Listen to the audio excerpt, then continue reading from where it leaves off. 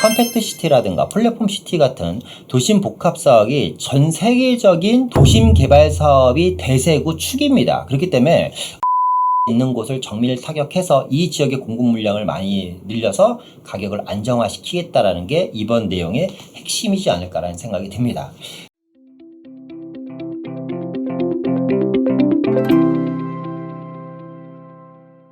안녕하세요. 부동산 경제학의 황현입니다. 오늘은요, 이번 정부 들어서 처음으로 주택 공급 대책을 발표를 했습니다. 그런데 내용을 보아하니까요, 제가 생각했던 거와 별반 다를 게 없는 것 같습니다.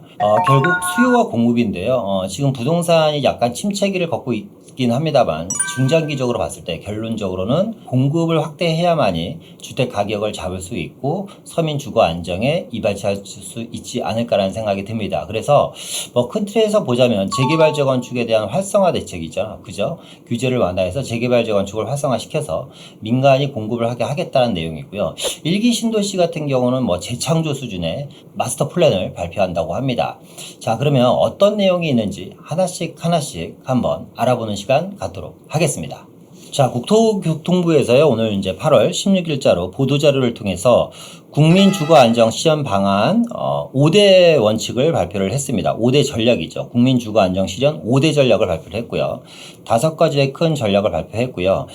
큰 골자는 이겁니다. 향후 5년간 270만 호 주택 공급을 하겠다. 270만 원. 5년간 270만 원이니까 어마어마한 숫자입니다. 쉽게 얘기해서 간단하게 말씀드리면 가장 큰 재건축 단지인 둔촌주공 아파트 270개를 짓는 겁니다. 그러니까 둔촌주공 아파트 같은 단지를 270개 단지를 만드는 겁니다. 그러니까 어마어마한 물량을 풀겠다라는 거고요. 결론적으로 말씀드리면 5년 동안 270만 호를 공급할 수는 없겠죠. 그죠? 결론적으로 이건 뭐냐? 270만 호를 공급할 수 있는 부지 역시 부지 확보 대책이죠. 공급할 수 있는 부지를 확보하겠다라는 겁니다. 물량을 확보하겠다라는 게 아닙니다. 이 점을 여러분들이 생각을 하셨으면 좋겠고요. 이 부지 확보 대책이라는 건 뭐냐면 결국에는 재개발할 수 있는 부지를 확보하겠다라는 건데, 재개발이든 재건축이든 결국에는 이걸로 인해서 누군가는 또 이득을 보고 누군가를 또 손해를 보는 일이 일어나지 않을까라는 생각이 듭니다. 결론적으로 어느 특정 지역을 개발을 하겠다고 발표를 하면 그 지역에 있는 부동산 가격 상승은 반드시 초래가 될 수밖에 없습니다. 제가 누차 말씀드리지만 단기적으로는 일정 부분 부동산 가격 상승에 대한 리스크는 안고 있지만 중장기적으로 10년, 20년을 바라봐서 진짜 충분하게 입주할 수 있는 물량이 확보가 된다면 그 이후부터는 시장이 전반적으로 안정되지 않을까라는 생각이 듭니다. 어쨌거나 향후 5년간 270만 호 공급을 하겠다라는 거고요. 자, 국민주거 안정 실현 5대 전략을 다시 한번 보면요. 자, 첫 번째는 도심권의 공급을 확대하겠다라는 겁니다. 그러니까 과거에는 수도권이라든가 3기 신도시라든가 이런 지역에 치중을 많이 했다면 현 정부는 사람들이 반드시 필요로 하는 도심권의 공급을 확대하겠다라는 거고요. 두 번째는 주거 환경 혁신 및 안정 강화입니다. 주거 환경 혁신 및 안정 강화. 신규 택지 15만 호 공급하겠다라는 거고요. 인프라를 같이 조성하겠다. 대표적인 게 GTX 라인을 조기 착공 또는 개통을 하겠다라는 거고요. 1기 신도시, 노후화가 되고 있는 1기 신도시의 마스터 플랜을 제공하겠다. 2024년 중에 수립하겠다는 내용이고요. 세 번째는 공급 시차 단축입니다. 그러니까 취미 같은 경우를 통합해갖고 정비사업 기간을 단축시키겠다라는 거고요. 네 번째는 주거사들의 복원입니다. 청년 원가 주택이라든가 역세권 첫 집이라든가 아니면 내 집 마련 니치를 통해 갖고 소외계층의 주거를 좀 어느 정도 안정화시키겠다는 거고요. 주택에 대한 품질을 향상시키겠다. 이렇게 크게 5대 전략인데요. 그러면 이 5가지 내용을 하나씩 좀 더 꼼꼼하게 어떤 내용이 있는지, 그리고 이게 실현 가능한지, 그리고 이걸로 인한 시장의 파장은 어떻게 진행이 될 것인지에 대해서 하나씩 다시 알아보도록 하겠습니다. 일단 정부에서 얘기한 취지는 이겁니다. 앞으로 공공은요, 취약계층의 주거복지를 책임을 지겠다. 그러니까 그동안은 이 전 정권에서는 모든 개발 사업이라든가 주택 공급 계획을 정부가 주도해서 주거 안정을 꾀하려고 생각을 했다면 이번 정부는 좀 2가지 파트로 나눠서 진행을 하려고 하는 겁니다. 공공과 민간입니다. 공공은 취약계층이라든가 주거복지를 책임을 지고 시장 본연의 시장 기능 보완을 위한 본연의 역할을 집중하겠다라는 거고요. 전체적인 공급을 대부분을 차지하는 건 뭐냐면 민간 공급을 활력을 시켜서 민간에게 공급을 시키겠다는 겁니다. 결국에는 민간 개발을 통해서 주택 공급을 시키겠다라는 거죠. 자, 이전과 같은 탑다운 방식의 후보지를 일방적으로 지정하기보다는 규제 정착이라든가 창의적인 신모델 도입으로 인센티브를 주거나 인허가 절차를 합리화시켜서 주민이 원하는 지역에 보트업 방식의 공급을 하겠다. 무슨 얘기냐면 그 전에는 이전 정권에는 탑다운 방식이라는 건 뭐냐면 서울시라든가 아니면 각 지방자치단체 장들이 후보지를 지정합니다. 이 지역을 재개발하겠다 말겠다 후보지를 지정을 해갖고 이 지역을 재개발하겠다라고 구역 지정이 되면 그 이후부터 그 지역은 구역 지정된 이후에 뭐 조합 설립이라든가 1년의 과정을 통해서 재개발이 진행이 되는 거죠. 그런데 이렇게 하지 않고 이번 정권은 주민이 원하는 지역에, 그러니까 우리 특정한 지역이 있다면 이 지역 주민들이 우리 지역 재개발을 좀 하게 해주세요라고 건의를 하면 밑에서부터 위로 차곡차곡 올라가는 거죠. 주민이 원하는 지역에 주택을 공급하는 방식을 진행하겠다는 내용입니다. 그리고 도시 외곽보다는 역세권의 수요가 많은 입지에 공급을 하겠다는 겁니다. 그게 그럼 어떤 뜻이냐? 이거는 다시 얘기해서 정밀 타격하겠다는 거죠. 정밀 타격. 네. 공급이 반드시 필요한 자리에, 그러니까 지금 어떻게 보면 현재 시점만 보고 이야기를 한다면, 수도권 외곽이라든가 지방 같은 경우는 미분양이 지금 상당히 많습니다. 그럼에도 불구하고 서울이라든가 주요 자리에, 그러니까 예를 들어서 서초구 같은 경우는 지금도 호가가 계속해서 상승 중이라고 하잖아요. 그죠? 물론 서울 전체적으로 봤을 때는 좀 부동산이 많이 침체되어 있는 분위기이기도 하고, 가격이 실제적으로 호가보다 한 2, 3억 정도 하락한 금액에서 거래가 되고 있긴 합니다만, 이거는 저는 단기적인 시장 상황인 거고요. 중장기적으로 봤을 땐 다시 좀 가격이 오르지 않을까라는 생각이 듭니다. 단적으로만 얘기를 하더라도 저는 올 하반기부터는 물량이 많이 줄어들 걸로 좀 예상이 되거든요. 어쨌거라든가 이번 정권은 전체적인 시장을 아우르는 전반적인 주택 공급을 꾀하려고 하는 게 아니라 정밀 타격을 통해 갖고 반드시 필요한 자리, 도심 역세권이라든가 수요가 많은 입지에 집중적으로 공급을 하겠다는 내용입니다. 특히 단편적인 가격 불황 대응책이 아닌 안정적인 공급을 기반으로 통한 근본적인 시장 안정 기반 구축, 주거 환경 품질 개선, 재난 예방 등을 포함한 주거 안정 실현에 정책 목표를 두겠다라는 거죠. 일단은 큰 틀은 이런 것 같아요. 공공이 취약계층에 대한 주거 복지를 책임을 지고 민간이 전체적인 주택 공급을 좀 활성화시키고, 또 하나는 위에서부터 순차적으로 내려오는 개발 방식이 아닌 지역 주민들이 원하면 그 지역을 구역 지정을 해서 재개발을 할 수 있게 하겠다는 거고, 도심 역세권이라든가 수요가 많은 입지에 정밀 타격을 통해 갖고 그 지역에 대한 공급을 확대시키겠다라는 내용인 것 같습니다. 자, 그래서 첫 번째 내용을 한번 보도록 하겠습니다. 도심의 내 집 마련 기회를 확대하겠다. 그래서 재개발과 재건축 정상화를 시키겠다라는 얘기입니다.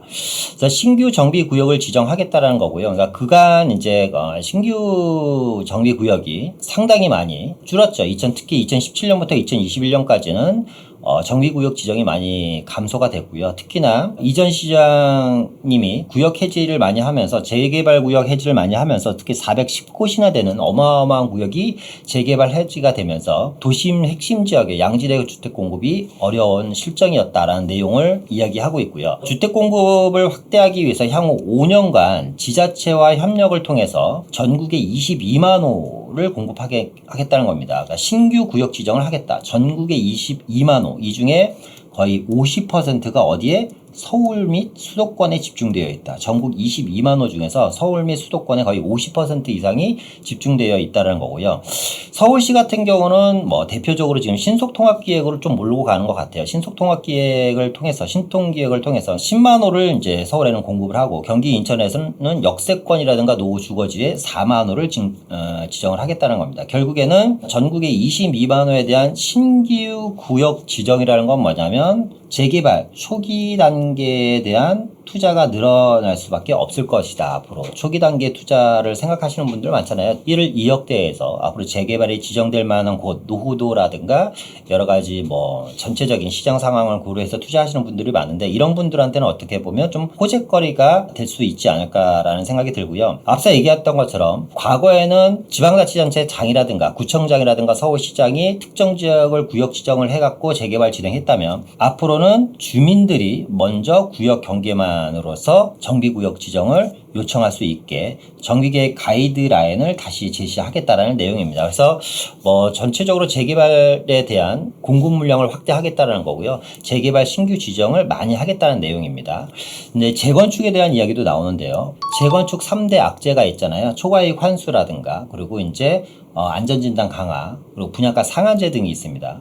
어쨌거나 재건축은 양질의 임대주택과 저렴한 주택을 공급하는 주요한 수단인데, 과도한 분담금으로 인해서 지금 현재 재건축들이 여러 가지로 진행이 잘 안 되고 있습니다. 그래서 주택 공급이 위축되고 있어서 이 재건축 분담금을 합리적으로 하겠다. 특히 현행 부과 기준을 현실화하고 1주택자라든가 장기 보유자, 고령자에 대해서는 배려하는 방안을 마련하겠다. 그러니까 1주택자들 같은 경우는 어떻게 보면 분담금 금액이 많이 줄어들 수도 있고요. 또 하나는 지금 현재 재건축 분담금이라든가 이런 초과이익 환수 같은 경우는 이제 지금 현재 3천만 원 이상에 대해서는 초과이익 환수가 진행되는데, 예를 들어서 초과이익 환수 금액을 뭐 1억이나 2억으로 늘린다든지, 아니면 초과이익 환수 비율을 좀 줄인다든지, 이런 식으로 좀 진행될 것 같습니다. 그래서 재건축 과정에서 발생하는 지나친 이익은 환수하는 것은 뭐 큰 틀은 유지를 하되, 사업 자체를 저해하는 수준의 분담금을 적정 수준으로 완화할 예정이고, 면밀한 검토를 거쳐서 9월 내에 세부 감면안을 발표할 예정이고요. 주택공급대책이 발표한 이후에 바로 재건축이익 환수법 개정 발의를 한다고 하니까, 재건축 아파트를 보유하고 계신 분들은 좀 눈여겨 보실 필요가 있습니다. 어쨌거나 제 생각에는 분담금이 좀 많이 줄어들지 않을까. 분담금이 줄어든다는 건 뭐냐면 초과이익 환수금이 좀 많이 줄어들 것 같다라는 생각이 듭니다. 자, 안전진단이 또 이제 문제가 되잖아요. 그러니까 뭐 재건축 연한은 충분히 찾고, 뭐 재건축을 당장 해도 무방한 단지들이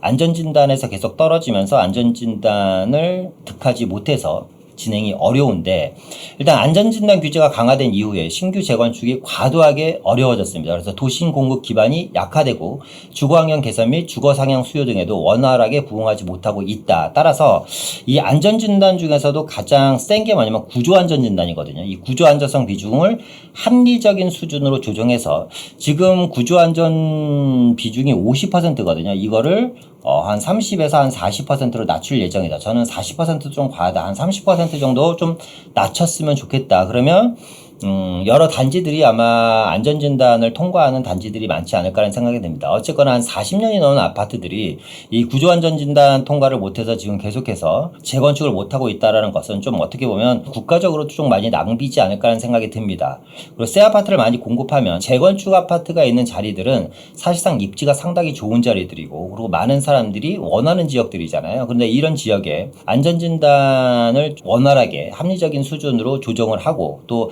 앞서 얘기했던 것처럼 초과이익 환수금도 좀 합리적인 수준으로 좀 어느 정도 좀 조정을 한다고 하면 충분히 주택을 굳이 신도시가 아니더라도 공급할 수 있지 않을까라는 생각이 듭니다.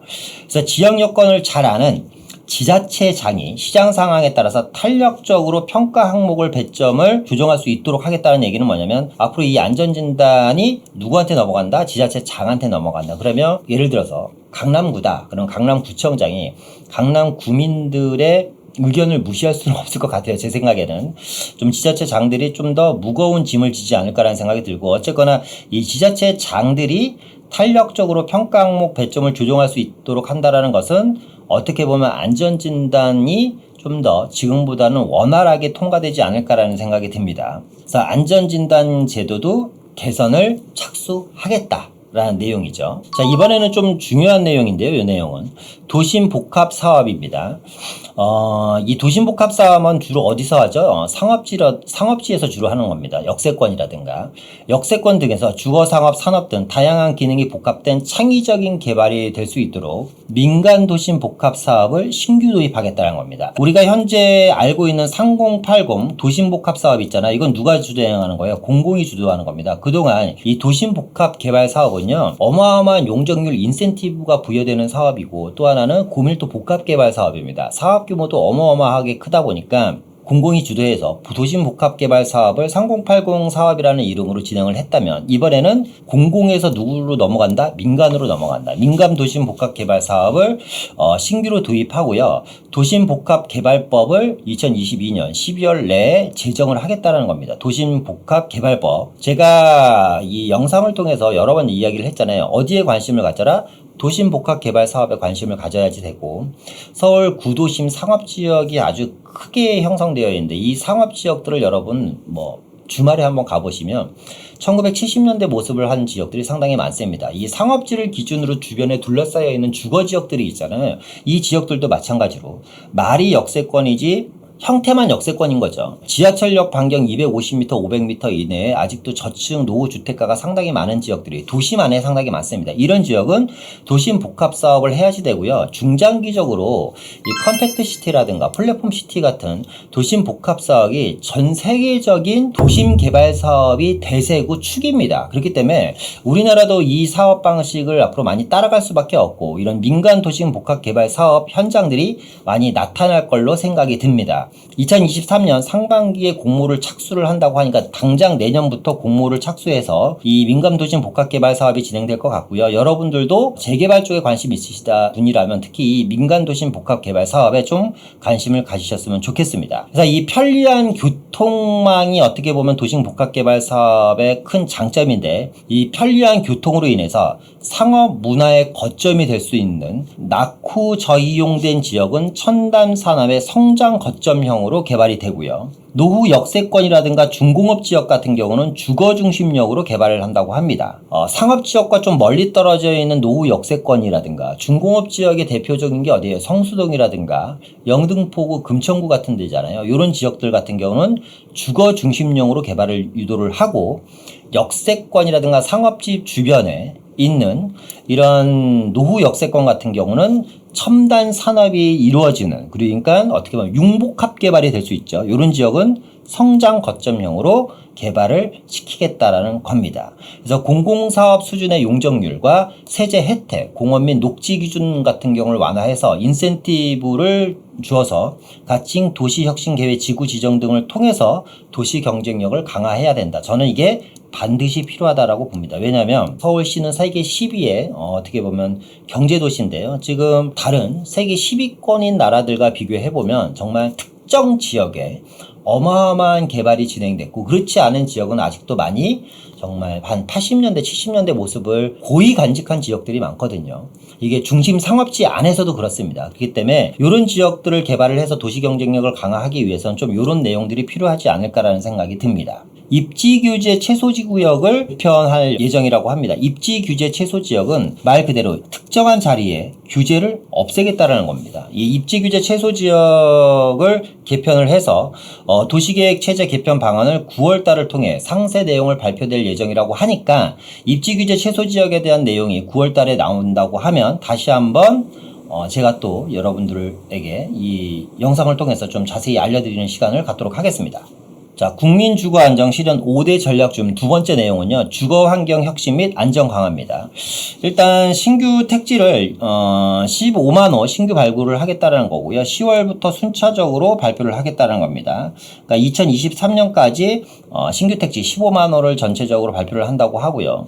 이 신규 택지 15만호 발굴보다는 저는 지금 3기 신도시라도 좀 빨리 진행을 했으면 좋겠는데, 이전 정권에서 앞으로 4, 5년, 5, 6년 안에 입주가 확실히 진행될 거라고 얘기했던 3기 신도시는 지금 아직도 세워라 내열합니다. 그런데 또 신규 택지 15만호를 발굴한다고 하니까 어쨌거나 좀 지켜봐야 될 대목이긴 합니다만, 저는 개인적으로 3기 신도시라도 좀 마무리 좀 빨리 지었으면 좋겠다. 토지 보상이라도 빨리 마무리 지어서 진행을 하는 게 어떨까라는 생각이 들고요. 어쨌거나 GTX에 대한 내용이 또 있네요. GTX A 노선은요, 2024년 6월까지 조기 개통을 한다고 하니까 GTX A 노선에 있는 분들 같은 경우는 좀 눈여겨보실 내용이고, 글쎄요, 2024년 6월에 GTX A 노선이 개통이 되면 우리가 그렇게 기다렸던, 그리고 눈으로 이제 확인이 되는 GTX 노선 역사들 주변은 과연 어떠한 가치와 어떠한 평가를 받을지는 저는 사뭇 궁금하기도 합니다. 어쨌거나 GTX A 노선이 2024년 앞으로 2년 남은 겁니다. 6월 이전에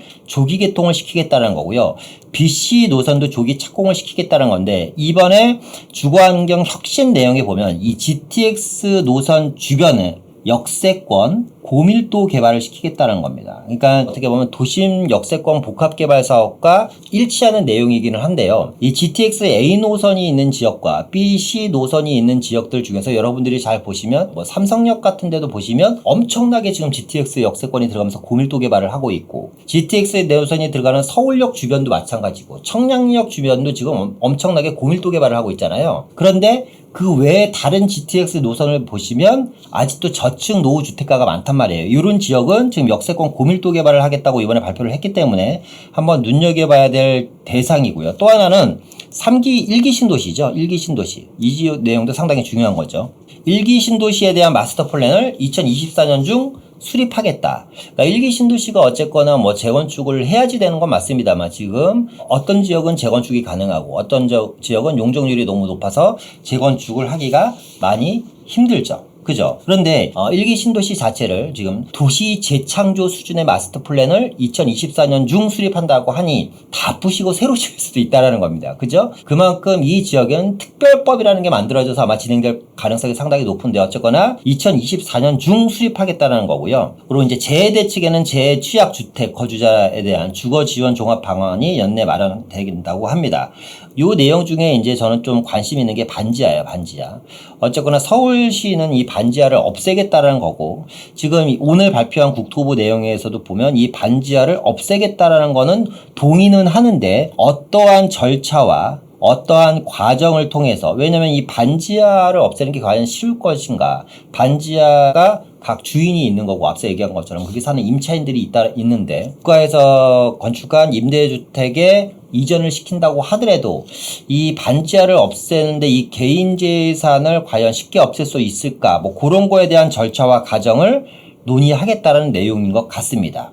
어쨌거나 큰 틀은 서울시와 함께 궤를 같이 하는 것 같아요. 5대 전략 중에 세 번째는 공급 시차를 단축시키겠다는 겁니다. 뭐 요건 크게 내용을 얘기할 건 없을 것 같아요.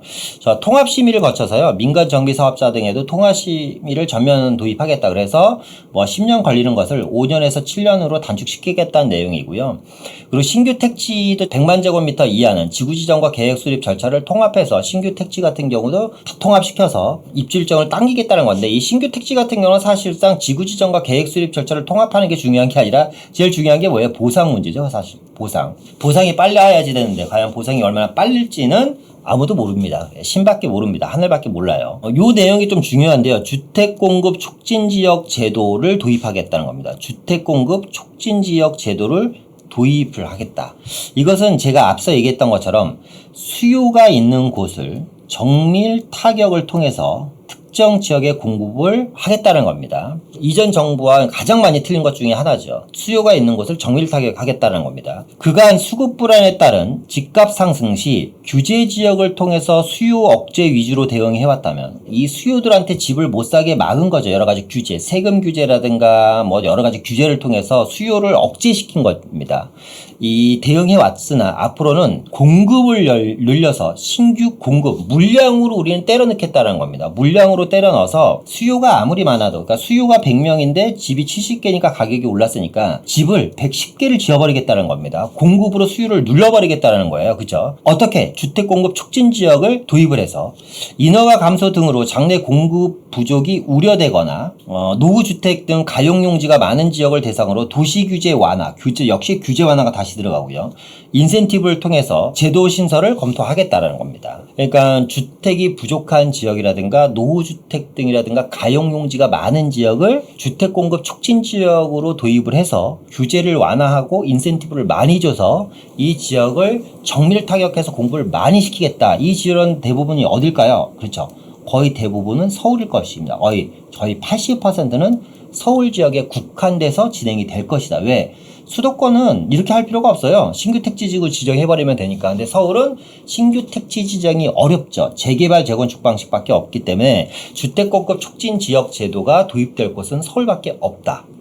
자, 네 번째입니다. 주거사대를 복원해서 청년 원가라든가 역세권 첫집을 통해서 총 50만 호를 공급하고요. 연내 3천 호를 사전 청약을 받겠다라는 내용입니다. 그리고 내 집 마련 리츠, 그러니까 리츠를 통해서, 그러니까 임대로 살면서 자유롭게 분양받는 모델인데 이제 12월에 시범 사업을 진행하겠다라는 내용입니다. 그래서 2022년 하반기에 민간임대 특별법을 지정을 해서 내 집 마련 리츠 사업을 진행하겠다는 건데, 요거는 지금 하고 있는 사업이랑 똑같아요. 그냥 뭐냐면 지금 임대 먼저 받은 다음에, 그죠? 한 5년, 10년 살다가 분양받을 수 있잖아요, 지금도. 그죠? 어떻게 보면 분양전환 임대 아파트가 어떻게 보면 내 집 마련 리츠랑 비슷한 내용이죠. 그죠?